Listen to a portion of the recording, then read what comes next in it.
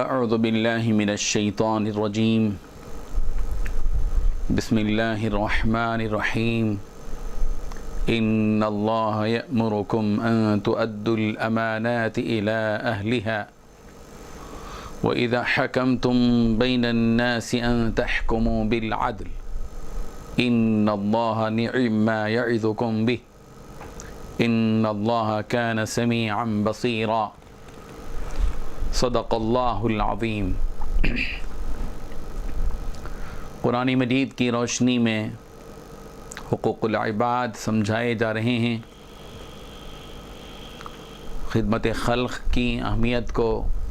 آیات کی روشنی میں بتلایا جا رہا ہے۔ یہ سورہ نساء کی آیت نمبر 58 ہے، 58۔ اللہ تعالیٰ فرماتے ہیں ان اللہ یأمرکم ان تؤدوا الامانات الی اہلها، کہ بے شک اللہ تبارک و تعالیٰ تم کو فرماتا ہے کہ پہنچا دو امانتیں امانت والوں کو، یعنی وہ لوگ جن کو اللہ تبارک و تعالیٰ نے ذمہ داریاں دی ہیں، عہدے دیے ہیں، حکومتیں دی ہیں، چاہے وہ چھوٹوں پر ہوں، بڑوں پر ہو، تھوڑے لوگوں پر ہو یا زیادہ لوگوں پر ہو، اللہ نے جن کو حکومت دے رکھی ہو، ان کے ماتحت لوگ موجود ہوں، تو اللہ تعالیٰ حکم دیتے ہیں کہ اہل حق کے حق ادا کرو، اہل حقوق کے حقوق ادا کرو، یعنی جن جن کے حقوق تمہارے اوپر ضروری ہیں، لازمی ہیں، تمہارے ذمے ہیں، ان کے حقوق تم ادا کرو۔ معلوم یہ ہوا کہ قرآن مجید نے حقوق کی ادائیگی کا حکم دیا ہے اور اس کو امانت قرار دیا ہے کہ ان اللہ یأمرکم، بے شک اللہ تعالیٰ تم کو حکم دیتا ہے کہ ان تؤدوا الامانات الی اہلها، کہ امانتوں کو امانت والوں تک پہنچا دو۔ یہ حکم ہے اللہ تبارک و تعالیٰ کا جو اللہ تعالیٰ نے فرمایا ہے، اور اسی طرح جن کو اللہ تبارک و تعالیٰ نے سلطنت دی ہے، حکومت دی ہے، ذمہ داری دی ہے، اور ان کے پاس اللہ تعالیٰ نے اتنی صلاحیت دی ہے کہ وہ لوگوں کے درمیان میں تصفیہ کر سکتے ہوں، فیصلہ کر سکتے ہوں، تو ان کو چاہیے کہ وہ انصاف کے ساتھ فیصلہ کریں۔ وَإِذَا حَكَمْتُمْ بَيْنَ النَّاسِ، اور جب تم لوگوں کے درمیان میں فیصلے کرو، تصفیہ کرو، تو تمہاری ذمہ داری ہے کہ ان تحکموا بالعدل، کہ تو تم انصاف کے ساتھ فیصلہ کرو۔ ان اللہ نعم ما یعظکم بہ، بے شک اللہ تبارک و تعالیٰ تمہیں بڑی اچھی نصیحت کر رہے ہیں۔ ان اللہ کان سمیعا بصیرا، اور اللہ تعالیٰ سن رہے ہیں، دیکھ رہے ہیں کہ جو تم کردار ادا کر رہے ہو اس دنیا کے اندر، کہ اللہ نے تم کو ذمہ داری دی ہے، تمہارے اوپر اللہ تبارک و تعالیٰ نے کچھ لوگوں کے تمہارے ماتحتی میں رکھا ہے، اور اللہ تعالیٰ دیکھ رہے ہیں کہ تم ان ماتحتوں کے جو حق ہیں ان کو ادا کر رہے ہو یا نہیں۔ تم آفیسر ہو، تم بہت اونچے درجے پر فائز ہو، تمہاری ماتحتی میں لوگ ہیں، ان کا حق تم اگر مار رہے ہو تو اللہ کے ہاں پوچھے جاؤ گے۔ غور کرنے کی بات یہ ہے کہ قرآن مجید ایسے امور پر کس قدر متوجہ کرتا ہے اپنے ماننے والوں کو۔ قرآن مجید کے یہ پیغام لوگوں تک پہنچنے چاہیے۔ جو لوگ اپنے آپ کو مسلمان کہتے ہیں، مومن کہتے ہیں، انہیں چاہیے کہ وہ قرآن مجید کے ان پیغامات کو سمجھیں کہ قرآن مجید ہم سے کس بات کا تقاضا کرتا ہے۔ ہماری زندگیوں میں یہ جو اونچ نیچ ہو رہی ہے، جو افراط اور تفریط ہو رہی ہے، اس کی وجہ یہ ہے کہ ہم نے قرآن مجید کے ایسے پیغامات کو نہیں سمجھا۔ ہم نے قرآن مجید کو اٹھا کر دیکھا ہی نہیں کہ اس میں کیا لکھا ہے۔ قرآن مجید بہت سی باریکیوں کی نشاندہی کرتا ہے۔ آپ سورہ نساء کی آیت نمبر 75 پر غور کیجیے کہ کس طرح اسلام مظلوموں کی فریاد رسی کی تلقین کرتا ہے۔ اور جیسے نماز فرض ہے، ایک فریضہ ہے نماز، روزہ ایک فریضہ ہے، زکوٰۃ ایک فریضہ ہے، حج ایک فریضہ ہے، ویسے ہی مظلوم کی فریاد رسی کرنا اور مظلوم کو ظالم کے چنگل سے نکالنا، یہ بھی مسلمانوں کے اوپر ایک فرض ہے، وہ بھی ایک فریضہ ہے۔ آپ جانتے ہیں کہ نبی کریم حضرت محمد رسول اللہ صلی اللہ علیہ وسلم نے 53 سالہ زندگی مکہ مکرمہ میں گزاری، اور 40 سال نبوت کے بغیر تھے اور 13 سال نبوت کے ساتھ تھے۔ 13 سال تک مکہ مکرمہ میں کبھی خاموشی کے ساتھ، کبھی علانیہ دعوت دین دی جا رہی تھی اور لوگ مسلمان ہو رہے تھے، اور مکے کے مظالم کو سہ نہ سکنے کی وجہ سے کچھ لوگ ہجرت کر کے جا رہے تھے۔ مکہ مکرمہ میں بہت سے ایسے لوگ بھی موجود تھے جو اسلام قبول کر چکے تھے، لیکن ہجرت کی ان کے پاس سکت اور طاقت نہیں تھی، جس کی وجہ سے وہ مکہ مکرمہ میں موجود تھے، اور کافر ان کے اوپر ظلم ڈھا رہے تھے، طرح طرح کی انہیں اذیتیں دے رہے تھے تاکہ یہ لوگ اسلام سے پھر جائیں، جن کے نام بھی مفسرین نے لکھے ہیں۔ حضرت عبداللہ ابن عباس رضی اللہ عنہ، اور ان کی والدہ بھی مکہ مکرمہ میں موجود تھیں اس وقت میں، حضرت سلمہ بن ہشام موجود تھے، ولید بن ولید موجود تھے، ابو جندل بن سہل موجود تھے، وغیرہ وغیرہ، اور ان لوگوں کو ستایا جا رہا تھا، اور یہ اپنے ایمان کی پختگی کی وجہ سے ان کے ظلم و ستم کو جھیل رہے تھے، سہ رہے تھے، اور اسلام پر بڑی مضبوطی کے ساتھ جمے رہے۔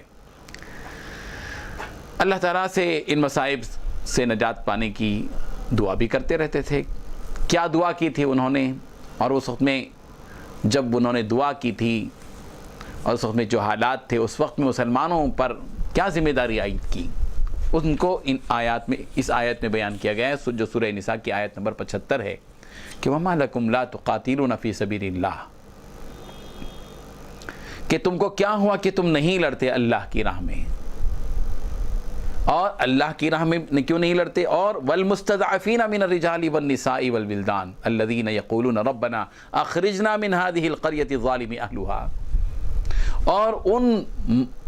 کمزور طبقات کے لیے کیوں نہیں لڑتے، جن میں سے کچھ مرد ہیں، جن میں سے کچھ عورتیں ہیں، جن میں سے کچھ بچے ہیں، جو مکہ مکرمہ کی سرزمین میں مظالم کو سہ رہے ہیں، ان کی آزادی کے لیے تم کیوں نہیں لڑتے، ان کو ان کے ظلم سے بچانے کے لیے تم کیوں اللہ کی راہ میں نہیں لڑتے۔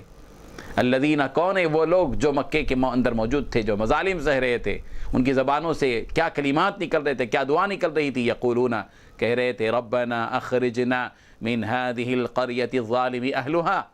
کہ ہمارے پروردگار ہمیں اس بستی سے نکال دیجئے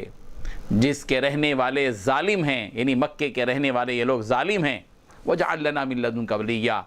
اور آپ ہمارے لیے کوئی حمایتی پیدا کر دیجئے، وَجْعَلْ لَنَا مِن لَّدُنْكَ نَصِيرًا، اور اے اللہ ہمارے لیے اے اللہ اپنی طرف سے مددگار پیدا فرما دیجئے۔ اللہ تبارک و تعالیٰ نے ان کی دعا کو سن لی، حالات پیدا ہوئے، اور کچھ لوگ ہجرت کر کے مکہ مکرمہ سے آ گئے، یہاں تک کہ وہ دن بھی آیا جس دن اللہ تبارک و تعالیٰ نے اسلام کو غلبہ عطا فرمایا، اور 8 سن ہجری میں نبی کریم حضرت محمد رسول اللہ صلی اللہ علیہ وسلم مکہ مکرمہ میں فاتح کی حیثیت سے آئے، اور پھر وہ ظلم و ستم کا سلسلہ جو چل رہا تھا 8 سن ہجری تک وہ ختم ہوا، اور اللہ تبارک و تعالیٰ نے ان مسلمانوں کی جو مظالم سہ رہے تھے ان کی مدد کی، اور پھر اللہ تبارک و تعالیٰ نے ان میں سے بعض کو اس بستی سے نکالا جو ہجرت کر کے بعد میں آئے، اور بعض مکے ہی میں تھے جن کے لیے اللہ تعالیٰ نے ایسے اسباب پیدا کیے کہ اس دن سے مکہ مکرمہ ایک امن کا گہوارہ ہو گیا۔ وَمَن دَخَلَهُ كَانَ آمِنًا، جو بھی حرم میں داخل ہو گیا اس کو امن مل گیا، مکہ مکرمہ ایک سلامتی کا گھر بن گیا۔ تو معلوم یہ ہوا کہ قرآن مجید حقوق العباد کی تلقین کر رہا ہے، بار بار اپنے ماننے والوں کو اس بات کی تلقین کرتا ہے کہ وہ اس دنیا کے اندر بندوں کے حقوق ادا کریں، سلامتی کو پھیلائیں۔ اسلام کیا ہے؟ سلامتی کا پیکر ہے، اسی لیے مسلمان کو اس بات کا حکم دیا گیا کہ وہ سلام کرے۔ سلام کیا ہے؟ ایک مسلمان جو دوسرے مسلمان کو سلام کرتا ہے، یہ دراصل سلام اس بات کا اعلان ہے کہ میری طرف سے تجھ کو کوئی خوف نہیں ہے۔ یہی وجہ ہے کہ ابن عربی نے احکام القرآن میں امام ابن عیینہ کا یہ قول نقل کیا ہے کہ اتدری ما السلام، کہ تم جانتے ہو کہ سلام کیا چیز ہے؟ دراصل مومن کہہ رہا ہے، یقول انت آمن منی، کہ تم مجھ سے مامون رہو، میری طرف سے تم کو امن ہے، میری طرف سے کوئی خوف نہیں ہے، کوئی جان کا خطرہ نہیں، تمہاری عزت کا خطرہ نہیں، تمہارے مال کے خرابی کا کوئی جو ہے خطرہ نہیں ہے، کوئی خدشہ نہیں ہے، میری طرف سے تمہاری جان کی، آبرو کی، عزت کی، مال کی حفاظت ہے، میں تمہارے لیے خطرے کا باعث نہیں ہوں، بلکہ میں تمہارے لیے نفع بخشی کا پیغام لے کر آنے والا ہوں، میں سلامتی کا پیغام دیتا ہوں۔ یہی وجہ ہے کہ قرآن مجید کی اس آیت پر غور کیجئے جو سورہ نساء کی آیت نمبر 86 میں وَإِذَا حُيِّيتُم بِتَحِيَّةٍ فَحَيُّوا بِأَحْسَنَ مِنْهَا أَوْ رُدُّوهَا، کہ جب تم کو کوئی سلام کرے، تحیہ کرے، سلام کرے، تو فَحَيُّوا بِأَحْسَنَ مِنْهَا، تو تم وہ سلام کرنے والا جو سلام کر رہا ہے اس سے بہتر طریقے سے اس کا جواب دو، اور ردوها، یا کم از کم جتنا سلام اس نے کیا ہے اس کے برابر جواب دے دو۔ یعنی اگر کسی نے کہا السلام علیکم تو تم جواب دو وعلیکم السلام ورحمۃ اللہ، اور اگر کسی نے کہا السلام علیکم ورحمۃ اللہ تو تم کہو وعلیکم السلام ورحمۃ اللہ وبرکاتہ، اس سے اچھا جواب دو۔ یہ انتہا ہے سلام کی، اس سے آگے کچھ کہنے کی ضرورت نہیں ہے، وہ مسنون نہیں ہے، سنت کے خلاف ہے۔ لیکن بتانا مقصود یہ ہے کہ قرآن مجید نے معاشرت سکھلائی، مسلمانوں کو اسلام کی تعلیمات سے جو نوازا ہے اس میں امن، سلامتی، عدل اور انصاف، رواداری، محبت اور الفت اور غمخواری اور ہمدردی کا پیغام دیا گیا ہے، اور ظلم اور ستم سے، قتل و غارت گیری سے اپنے ماننے والوں کو روکا ہے کہ یہ دنیا گہوارہ بن جائے محبت کا، یہ دنیا گہوارہ بن جائے نفع بخشی کا، اسی لیے حکم دیا گیا۔ آپ سورہ نساء کی اس آیت پر غور کیجئے جو آیت نمبر 92 ہے، 92، جس میں اللہ تبارک و تعالی نے صاف بتا دیا ہے وَمَا كَانَ لِمُؤْمِنٍ أَن يَقْتُلَ مُؤْمِنًا إِلَّا خَطَأً، کسی بھی مومن کا یہ کام نہیں ہے، کسی بھی مومن کے لیے جائز نہیں ہے کہ وہ کسی دوسرے مومن کو قتل کرے، إِلَّا خَطَأً، ہاں اگر غلطی سے کسی کا قتل ہو گیا وہ الگ چیز ہے، وَمَنْ قَتَلَ مُؤْمِنًا خَطَأً، ہاں اور اگر غلطی سے بھی کسی کا قتل ہو گیا ہے تو فَتَحْرِيرُ رَقَبَةٍ مُؤْمِنَةٍ، تو اس کو چاہیے کہ ایک مومن باندی کو اللہ کی راہ میں آزاد کر دے، وَدِيَةٌ مُسَلَّمَةٌ، اور خون بہا دے دے، إِلَىٰ أَهْلِهِ، جس کا قتل ہوا ہے اس کے گھر والوں کو خون بہا دے دے، دیت دے دے، معاوضے میں دے دے، إِلَّا أَن يَصَّدَّقُوا، یہ اور بات ہے کہ غلطی سے قتل ہونے کی وجہ سے جس کو قتل کیا گیا ہے مقتول، اس کے رشتہ دار اگر وہ معاف کر دے اپنی طرف سے، نہیں بھئی کوئی بات نہیں، نو پرابلم، ہم نے آپ کو معاف کر دیا۔ غور کیجئے کہ اسلام نے کسی کا قتل کرنے سے روکا ہے، اسلام امن کا گہوارہ ہے، حقوق کی ادائیگی کا نام دین ہے، کسی کے حق کو پامال کرنا، کسی کی زندگی سے کھیلنا، یہ اسلام کی تعلیمات میں ہرگز نہیں ہے۔ اور دیکھیے وہاں سورہ نساء کی آیت نمبر 93 میں 93 میں اللہ تعالیٰ فرما رہے ہیں وَمَن يَقْتُلْ مُؤْمِنًا مُتَعَمِّدًا، جو کوئی شخص کسی مومن کو عمدن قتل کرتا ہے، جان بوجھ کر قتل کرتا ہے، فَجَزَاؤُهُ جَهَنَّمُ، اس کا بدلہ جہنم ہے، خالداً فیہا، وہ ہمیشہ اس میں رہے گا، وَغَضِبَ اللَّهُ عَلَيْهِ، اور اللہ اس پر غضب کرے گا، وَلَعَنَهُ، اور اللہ کی لعنت اس پر ہوگی، وَأَعَدَّ لَهُ عَذَابًا عَظِيمًا، اور اللہ نے اس کے لیے عذاب عظیم تیار کر رکھا ہے۔ کسی بھی مومن کو عمدن قتل نہیں کیا جاتا۔ آج عجیب معاملہ ہے کہ لوگ بڑی بے دردی کے ساتھ، بڑی آسانی کے ساتھ، چند کوڑیوں کے لیے، تھوڑی سی زمین کے لیے، 2 گز زمین کے لیے آدمی لڑ بیٹھتا ہے، قتل کر دیتا ہے، ایک کی جان سے کھیلتا ہے، ایک بچے کو یتیم اور اس کی بیوی کو بیوہ بنا دیتا ہے، خاندانوں کو اجاڑ دیتا ہے آدمی، اور اللہ تعالیٰ کس قدر سخت وعید بیان کر رہے ہیں، جو کوئی شخص کسی مومن کو جان بوجھ کر قتل کرے گا اس کا بدلہ جہنم ہے، دوزخ میں جائے گا، وہ ہمیشہ اس میں رہے گا، اور اس پر اللہ کا غصہ اور غضب بھی ہے، اللہ کی لعنت بھی ہے، اللہ نے اس کے علاوہ اس کے لیے بڑا عذاب تیار کر رکھا ہے۔ مومن اور مسلمانوں کو اس سلسلے میں غور و فکر کرنا ہے، اور قرآن مجید کے پیغام کو سمجھنا ہے کہ قرآن مجید حقوق العباد کی تلقین کرتا ہے، بندوں کے ساتھ حسن سلوک کی تعلیم دیتا ہے، اور ایک دوسرے کے حقوق کے پامال کرنے سے روکتا ہے۔ اللہ تبارک و تعالی ہم سب کو عمل کی توفیق عطا فرمائے۔ وآخر دعوانا ان الحمد للہ رب العالمین۔